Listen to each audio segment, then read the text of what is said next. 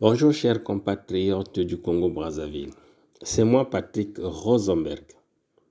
Mes chers compatriotes, depuis le 5 juin 1997, le peuple congolais est stagnant, dans une évidente apathie, écrasé et soumis à des épreuves vexatoires par le régime terroriste et barbare de Denis Sassou Nguesso. Il est vrai que c'est de l'utopie de penser qu'au Congo actuel, tous les Congolais peuvent avoir de l'emploi, de l'éducation, de l'alimentation de qualité, des habitations, des soins de santé adéquats et des loisirs pour se cultiver ou se distraire. Oui, c'est de l'utopie ça. Mais lorsque le plus grand nombre de Congolais connaît ce privilège, cela se perçoit, se sent et se voit. Chers compatriotes, passant d'un pays à un autre, je sais par exemple distinguer un peuple heureux d'un peuple à l'exemple malheureux, à l'exemple du peuple congolais, stagnant dans une évidente apathie, outre les oppressions qu'il subit de la part du régime des voleurs, des criminels et des incompétents qui dirigent notre pays. Voilà. Cependant, je vais quand même y revenir. Les vœux de bonheur, de prospérité, de longévité et de santé que souhaite l'épiscopat Denis Sassou Nguesso aux Congolais devraient être liés au respect des droits humains, au développement économique et social de notre pays, à la sécurité, aux libertés dont devraient jouir les citoyens congolais. Ce qui est triste, encore plus déprimant avec le pouvoir sans fin de Sassou, c'est que Sassou s'en vient à même pas mesurer le record de ces discours bêtes avec des promesses démagogues, le record de ces fiascos, de ces réguliers échecs sur le plan économique, politique, sanitaire, sécuritaire et social. Sassou Nguesso ne réalise même pas que le peuple congolais est triste, dans la misère, opprimé, confus, languissant, et ne l'aime plus. Et il est indifférent, ce Sassou, à tous les autres signes de ces autres fiascos et échecs sur le plan diplomatique. Alors, les vœux de Sassou Nguesso au peuple congolais n'ont pas leur raison d'être parce que le régime de Sassou Nguesso est un régime de voleurs, de criminels, d'incompétents. Un régime sauvage qui écrase et fait subir aux Congolais des épreuves vexatoires.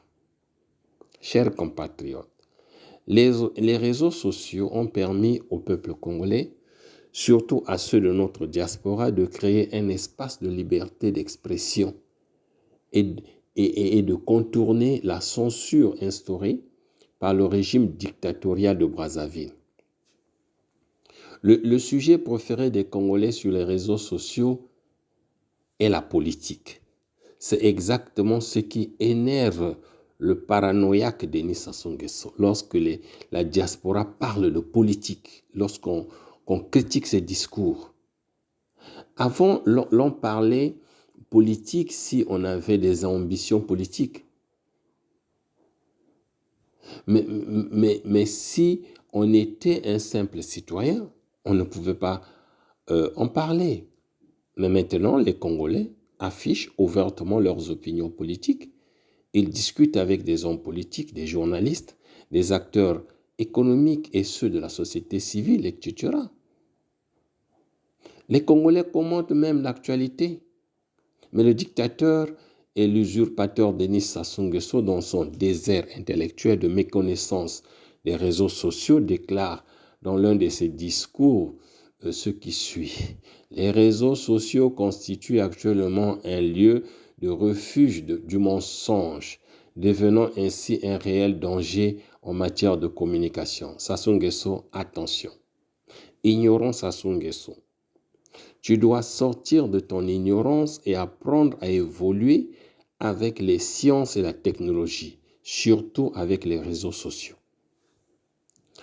Lorsqu'au XXIe siècle, chers compatriotes, le paranoïaque Denis Sassou Nguesso, après 45 ans de règne sans partage, inaugure encore des bornes fontaines, de petites pistes agricoles qu'il surnomme routes, se vante presque d'avoir réalisé un exploit.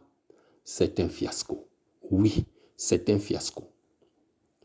Lorsque la construction d'un centre de santé primaire de mauvaise qualité, des routes biodégradables et celle de la construction et de la construction des marchés publics sont présentés comme des événements majeurs pour lesquels la télévision nationale et les populations sont confisquées des heures durant pour danser et chanter, l'on n'est pas loin de la paranoïa dans notre pays. Surtout lorsque Sassou Nguesso et sa bande d'assassins continuent de se soigner à l'étranger. Oui, c'est le signe d'un lamentable échec des incompétents cadres du Congo-Brazzaville. Lorsqu'en plusieurs décennies de pouvoir ou au pouvoir, Sassou Nguesso, ses ministres, ses députés n'ont pas parvenu à construire des infrastructures de santé et d'éducation qui leur inspirent suffisamment confiance pour s'y soigner et pour y former leurs enfants bâtards qu'ils font partout. Et en dépit de tous ces signes de fiasco, de ridicule, d'échec et de paranoïa que nous constatons au Congo, ces médiocres intellectuels congolais qui gravitent autour de Sassou Nguesso continuent de considérer qu'il n'y a que pour gouverner le Congo. Voilà, cela prouve que le Congo-Brazzaville est gouverné par une idiocratie sans vision économique, politique et sociale à court, long et moyen terme.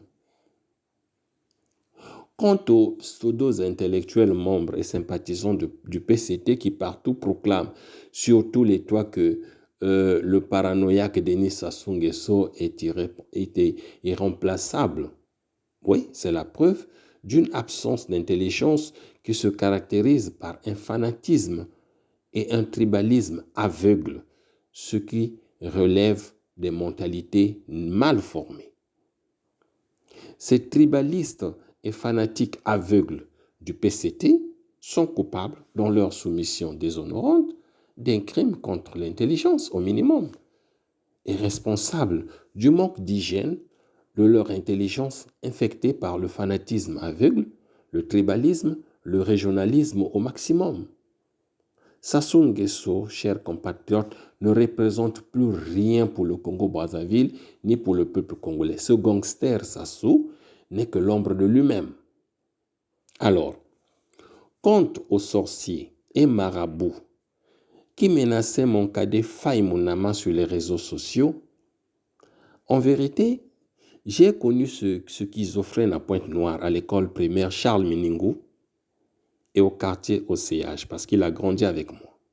Alors confirmez que ce malade mental qui s'en prenait à Faye Mounama sur les réseaux sociaux était intelligent à l'école. C'est se mentir à moi-même. Ce monsieur qui parlait de Faye Mounama, qui le menaçait de le marabouter, c'est un pauvre autodidacte qui n'a pas pu terminer ses études secondaires et qui n'atteindra jamais le niveau d'études de Faye Mounama que tout le monde en veut aujourd'hui. Faye Mounama est devenu le Jean-Baptiste des Congolais. Que Sassou Nguesso réclame la tête sur un plateau. Même si vous sélectionnez tous les sorciers et marabouts du Congo, vous pouvez faire les diables rouges des sorciers du Congo pour obtenir la tête de Faye Mounama sur un plateau, vous n'en aurez jamais. Car Faye Mounama, ce jeune homme, est en train de défendre les Congolais et il est du bon côté du combat et de l'histoire. Quant à mon cadet Faye Monama, tu t'en souviendras que je t'avais interdit un jour de ne pas rencontrer ou bien de ne pas participer à la réunion avec Claudine Mounari. Tu m'avais appelé, on en avait parlé. J'ai dit, Faye, n'y va pas. Tu y étais et tu sais ce qui s'était passé là-bas. Tu as failli être agressé. Deuxièmement, Faye, je t'avais interdit de ne pas te mêler de la campagne électorale ou des histoires de parfait Kolela. Ça nous avait créé des conflits. Bon, c'est vrai que par respect, tu ne m'as pas répondu. Par respect, tu ne m'as pas...